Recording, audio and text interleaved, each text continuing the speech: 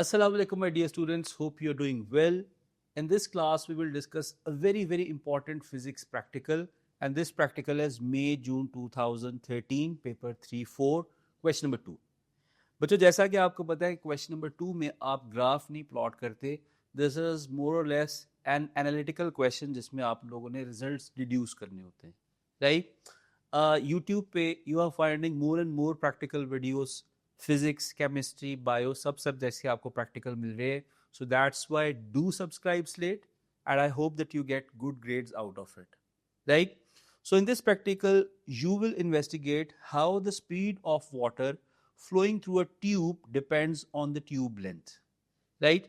So basically in this whole experiment, we are provided with this retort stand. We have this stand, iske saath ye boss aur ye clamp attached hai, right? We have this water filled containers, hamare paas ye water filled containers hain, and we have this empty 500 ml container. We have this pair of scissors. We have this tube with a plunger on the top, right? We have this narrow tube, a stopwatch, a small piece of modeling clay, right? And a ruler. Here's a ruler. Okay, you are also provided with this piece of apparatus, and this is called digital vernier caliper, right? ये इसके inside jaws होते हैं. अभी मैं आपको use करके दिखाऊंगा. These are used to find out the internal diameter, and these are called outside jaws, right? And then you must have a pencil and a calculator, because without calculator आप practical नहीं कर सकते हैं. ठीक है, so let's start with this paper.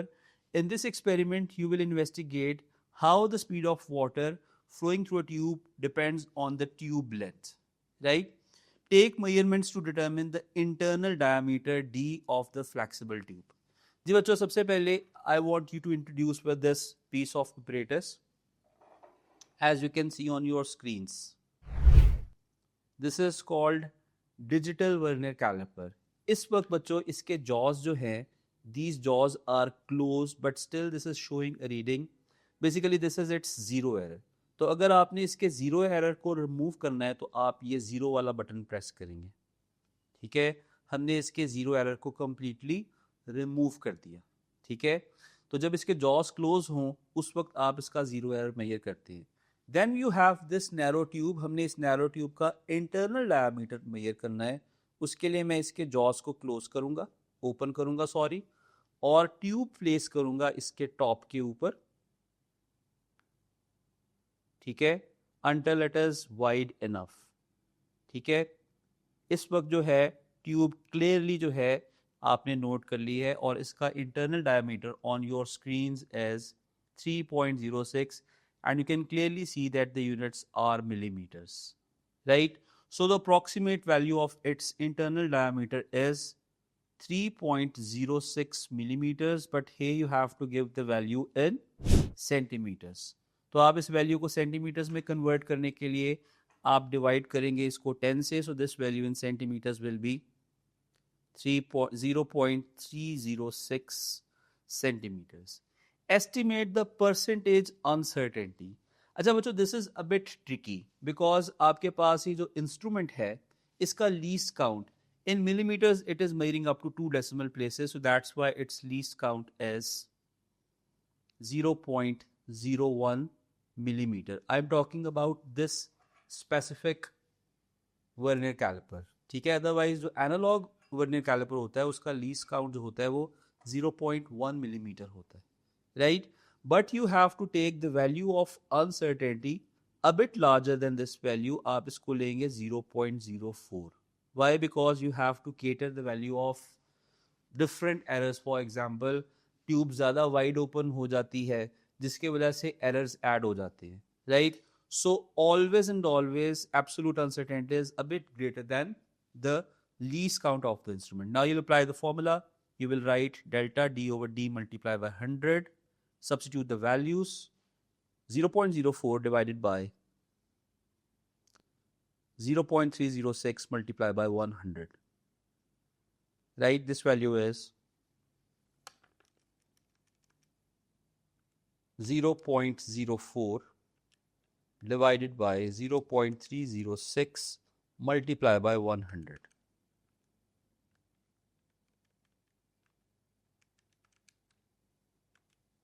13.0%, right? This value of percentage uncertainty is 13.1%, right? Okay, let's move on to the next part. In next part, you can see that remove the plunger from the syringe. जी बच्चों, आप ये देखिए कि आपके पास ये syringe given है, ठीक है? वो कह रहा है कि इसके plunger को remove करते हैं. This is called plunger. इसके plunger को remove करते हैं, ठीक है? Measure the length of flexible tube. You have this flexible tube, right? आप इसकी लेंथ को मेजर करेंगे यूजिंग अ रूलर. आप रूलर के साथ इसको अलाइन करें जीरो वाले एंड को, ठीक है, और दूसरी साइड से लेंथ मेजर करें. This length is approximately 19.8 centimetres. This value is 19.8 centimetres, ठीक है, 19.8 centimetres. Now you have to read through the data very carefully. आपने डाटा को बहुत क्लियरली रीड करना है, ठीक है. Push the nozzle of the syringe body securely into the one end of the flexible tube. जी बच्चों, ये सिरिंज है, ये इसकी नोजल है. वो कह रहा है कि जो ये फ्लेक्सिबल ट्यूब है आप इसको इसके अंदर इंसर्ट करते, इसको सिक्योरली यहाँ पर अटैच कर दें. तो ये मैंने इसको सिक्योरली इसके साथ अटैच कर दिया. And then assemble the apparatus as shown in figure 2.2. तो बच्चों इसमें आपने क्या असेंबली करनी है? आप इस पे ये असेंबली करेंगे कि आप इसके अंदर यहाँ पर piece of modelling clay attach करेंगे, ठीक है, सो दैट आपकी जो फ्लेक्सिबल ट्यूब है वो वर्टिकल रहे, बेंड ना हो. देखिए वो भी एक्सपेक्ट करता है कि ये ट्यूब जो है थोड़ी बहुत बेंड होगी, ठीक है. तो क्या कर सकते हैं, up to the best of capability इसको स्ट्रेट रखने की कोशिश करेंगे, लेकिन ऑटोमेटिकली ये थोड़ी बहुत बेंड होगी. अब हम इसको यहां पर असेंबल कर देंगे इसके अंदर लाइक दिस, राइट. अच्छा, नीचे आपने ट्रे प्लेस की हुई है या आपने इसमें वाटर कलेक्ट करने के लिए ये स्मॉल बीकर प्लेस किया हुआ, right. So we have assembled the apparatus. Okay, next step देखिएगा. Fill the syringe body to the top with water. As the water level falls, the body takes measurement to find out time t for the level to fall from 40 centimeter cube graduation to 10 centimeter cube graduation. बच्चों यहाँ पे you can see this graduation is 40 centimeter और यहाँ पर 10 centimeter graduation है. आपने ये time find out करना है. फॉर दैट आप सबसे पहले इसको यहाँ से होल्ड कर लें, ठीक है, ताकि यहाँ से वाटर जो है वो स्पिल ना हो. इसके बाद I take one of the container of water to fill.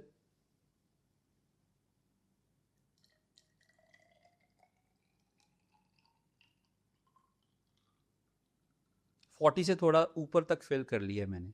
अब मैंने इसको रिलीज करना है और मैंने टाइम की वैल्यू को फाइंड आउट करना है, राइट. सो ध्यान से देखिएगा, be very careful with it. मैं थोड़ा सा बैकग्राउंड में जा रहा हूँ, you are focusing on the screen, ठीक है. वाटर आ रहा है और मैंने इसको कंप्लीटली रिलीज कर दिया है. 40 से स्टार्ट, 10 पे stop. This first value of time is 5.31 seconds, right. So this time is equal to 5.31 seconds. But मैंने यहाँ पर 4 बार मेजर करना है और उसकी एवरेज लेनी है. So for the second time what I will do is I will repeat the whole process. यहाँ पर मैं रखूँगा थंब, स्टॉप वॉच को करूँगा रीसेट, पानी को करूँगा फिल इन 40 सेंटीमीटर मार्क से थोड़ा ऊपर तक.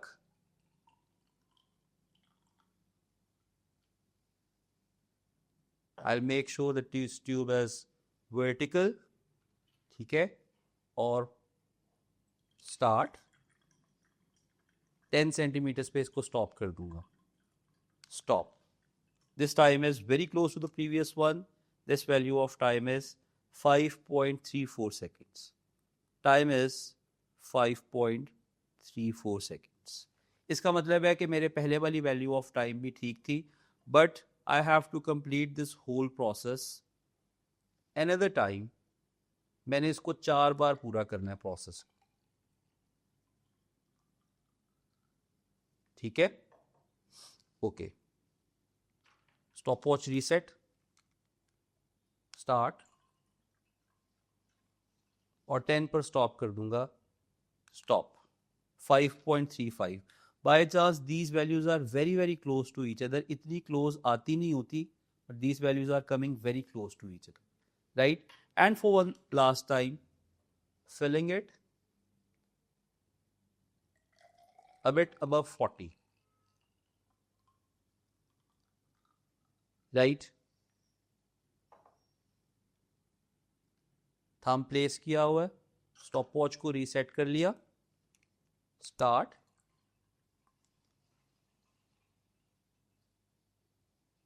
stop.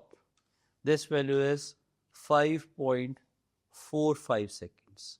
5.45 seconds. Now, what is the average value of time? बच्चों, average value of time के लिए आप सारी values को add करेंगे। 5.31 plus 5.34 plus 5.35 plus 5.45 divided by 4. The average time is 5.36 seconds. Right? Average time is 5.36 seconds. ठीक है? Okay. Calculate the average speed of water in the tube using the relationship V equals 120 pi d square multiplied by T. ठीक है? So V equals 120 divided by pi. What was D? D was the internal diameter of tube, and that value was 0.306. 0.306. So 0.306 square multiplied by time. Time is 5.36. ठीक है। अब इस सारे data में minimum number of significant figures कितने हैं? 2। ठीक है। तो 2 significant figures are the minimum number of significances in raw data. आप आंसर या तो सेम में दोगे, मतलब 2 में दोगे, या आप आंसर 1 बेटर में दोगे। ठीक है। Okay, let's calculate the value of V. This is 120 divided by pi multiply by 0.306 square multiply by 5.36. The value of V is 76.1. The value of V is 76.1 centimeters per second. ठीक है, 76.1 centimeters per second. Right? Okay. Justify the number of significant figures you have given for the value of V. Okay, आपने इसके number of significant figures को कैसे justify करना है? I just told you the minimum number of significant figures in raw data are 2 and you have given the value in one better which is 3 significant figures. तो आप लिखेंगे minimum number of significant figures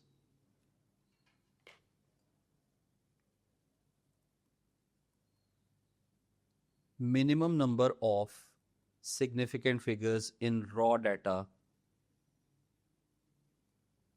are 2. The value of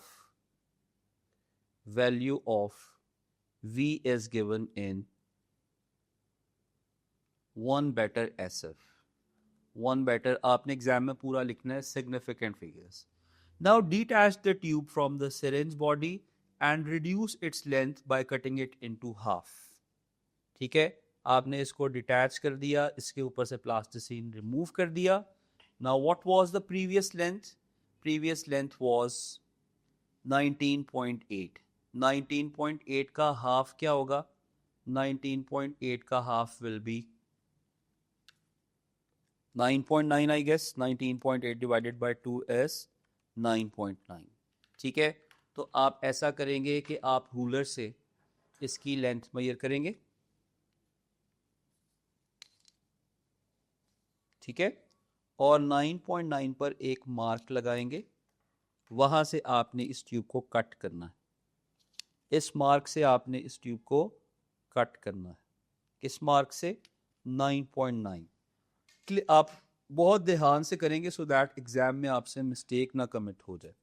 ठीक है, कहाँ गया 9.9 का mark? अभी तो लगाया था, पॉइंटर से लगाया था, इरेज हो गया, दोबारा से मार्क लगा लेंगे। You have to place a fine mark at 9.9.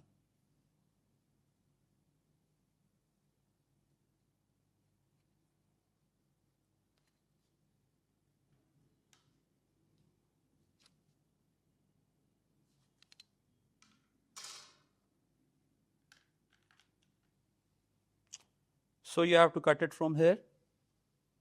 You need just one piece, one side of it. ठीक है, the new length is 9.9, so I will write new length is 9.9। और अब आपने दोबारा से सेम प्रोसेस रिपीट करके time find out करना है।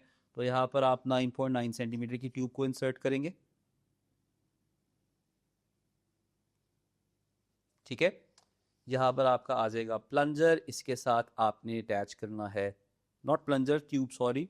इसके साथ आप प्लास्टिसिन का पीस अटैच करेंगे। Here it is. ठीक है, once again you have to collect this water in this। तो मैं इसको थोड़ा सा आगे कर लेता लाइक दिस। ठीक है, मैं इस वाटर को रीयूज कर सकता हूँ। I don't need this extra container of water. ठीक है, तो मैं इसी वाटर को रीयूज कर लेता हूँ। तो मैं ये एक एक्स्ट्रा कंटेनर है, इसको साइड पर प्लेस कर देता। राइट, हो गया। टाइम मेजर करना है, उसी तरह से रिपीट करना है। आपने 40 वाले मार्क से स्टार्ट करना है और 10 वाले मार्क तक का आपने टाइम मेजर करना है। अब ट्यूब की लेंथ थोड़ी है, फ्रिक्शन जो है वो थोड़ी कम हो जाएगी, इस वजह से टाइम भी रिड्यूस हो जाएगा। Right, so let's fill in this very carefully. आपने अपने पेपर को भी गीला होने से प्रिवेंट करना है। राइट, स्टॉप वॉच रीसेट कर लेते हैं। 40 सेंटीमीटर से स्टार्ट करूंगा और जो आपके पास 10 सेंटीमीटर है वहां पर इसको स्टॉप कर दूंगा। सो 1 2 3 start. In fact, this time it is taking more time. This time is 6.13 seconds. Right? This time is 6.13 seconds. So T1 is 6.13 seconds. ठीक है, दोबारा से फिल करते हैं।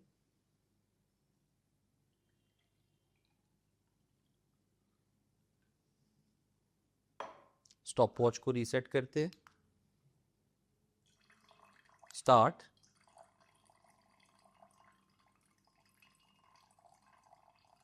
स्टॉप। 6.15 सेकेंड्स। आई थॉट कि शायद टाइम जो है वो रिड्यूस हो जाए, लेकिन टाइम तो इंक्रीज हो रहा है। 6.15 सेकेंड्स। ठीक है, स्टॉप वॉच को रीसेट किया, इसको दोबारा से फिल किया, 40 से ऊपर लेके गए, यहां से आपने इसको स्टार्ट किया और 10 वाले मार्क पे आपने इसको स्टॉप किया। This value is 6.03। Value is T3 is equal to 6.03। Okay, now final value T4। ठीक है, क्वेश्चन नंबर 2 में आपने 4 बार करना है before taking average.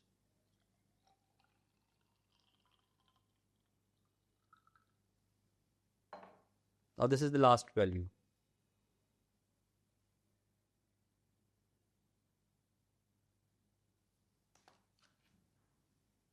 Reset, start,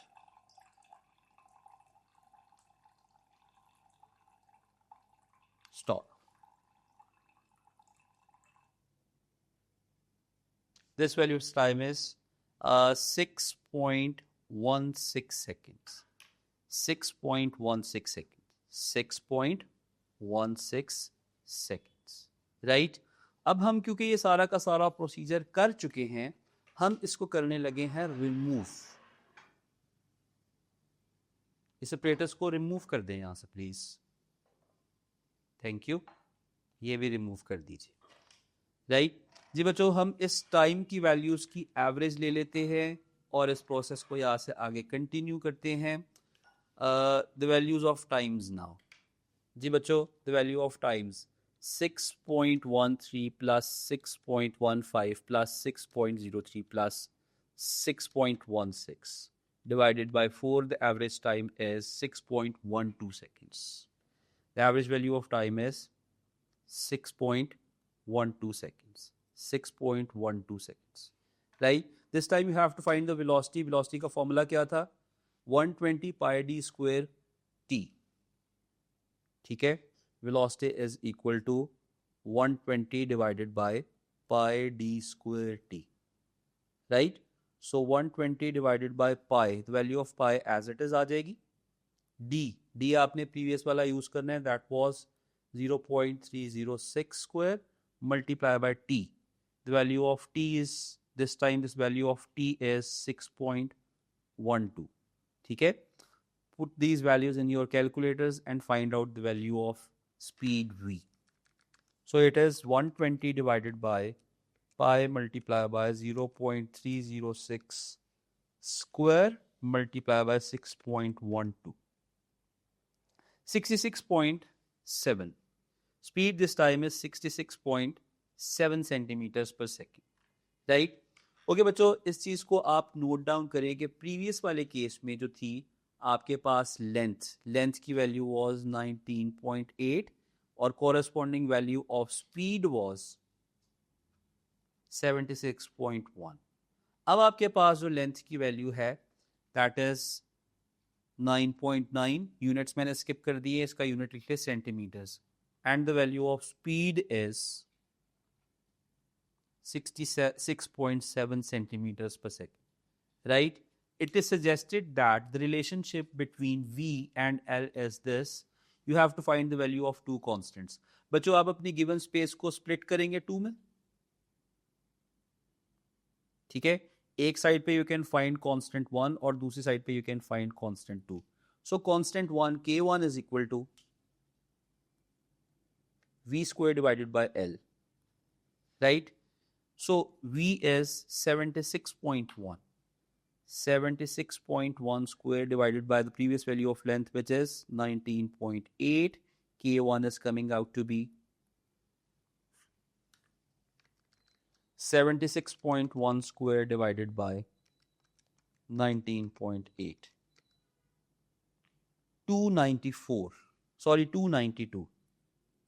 ठीक है? K2 is equal to the second value of velocity, which is 66.7 square divided by the second length, which is 9.9. So 66.7 square divided by 9.9, this value is 449. 449 centimeters. Okay, don't bother the units. आप इसको as it is लिख दें. So the first value is 292 and the second value is 449. Right?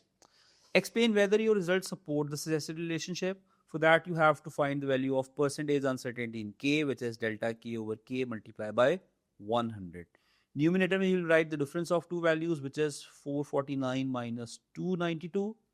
Denominator में you will write the value of the average. आप इधर larger value भी use कर सकते हैं. आप अपनी मर्जी से यहाँ पर कर सकते हैं. So average value is 371. Multiply by 100. ठीक है? Value find out करें. So value is 449 minus 292 divided by 371 multiply by 100. Definitely 20 से greater आ रही है. This is approximately 42%. This is 42%. अगर larger आ रही है कोई मसला नहीं है, आप उसको उस तरह से justify कर दीजिएगा, आपको full marks ही मिलेंगे. So here you will write as the percentage uncertainty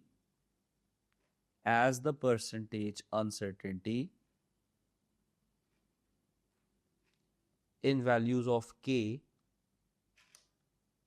is greater than 42%, the results of experiment support the suggested relationship.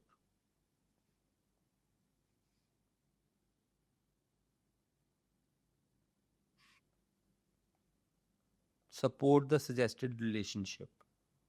Right? So बच्चों, this is how you attempt this question. Next part में you know that you have to give the values of error, describe 4 sources of error. बच्चों जो मैंने errors face किए मैंने लिख दिए. 2 sets of readings are not enough to draw valid conclusion. ये आप हर बार ही लिख सकते हो. ठीक है. The pipe attached to the syringe bends to sides. हमेशा vertical नहीं रहता, pipe sideways bend होता है. It is difficult to judge the meniscus of water because water is a colorless liquid, right? Water sticks with the walls of syringe, जिसकी वजह से सारे का सारा water drain out नहीं होता. So what are the improvements? Take at least 6 sets of readings and plot a graph to draw a conclusion. Very valid point, हर बार ही लिख सकते हैं. Use a rigid pipe. आप ऐसा पाइप यूज करें जो sideways bend ही नहीं हो सकता. That will remain vertical, right? Add a dye in water to improve the visibility of meniscus. Very good point. Water colorless है, कोई dye add कर देंगे तो water के meniscus का जो आपका level है वो improve हो जाएगा. Okay, visibility improve हो जाएगी. The last point is use a syringe with hydrophobic material. ऐसा material जिसके साथ water stick ना करे. ठीक है.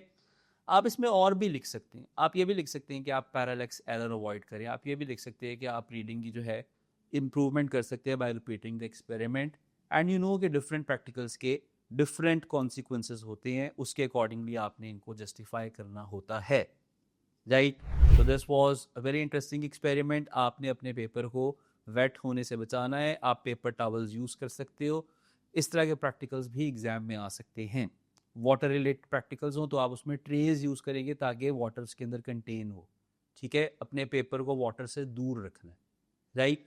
सो आई होप कि आपको ये अच्छा से समझ आया होगा और आपका पेपर भी अच्छा सा हो जाएगा. Best of luck for your exams. Thank you.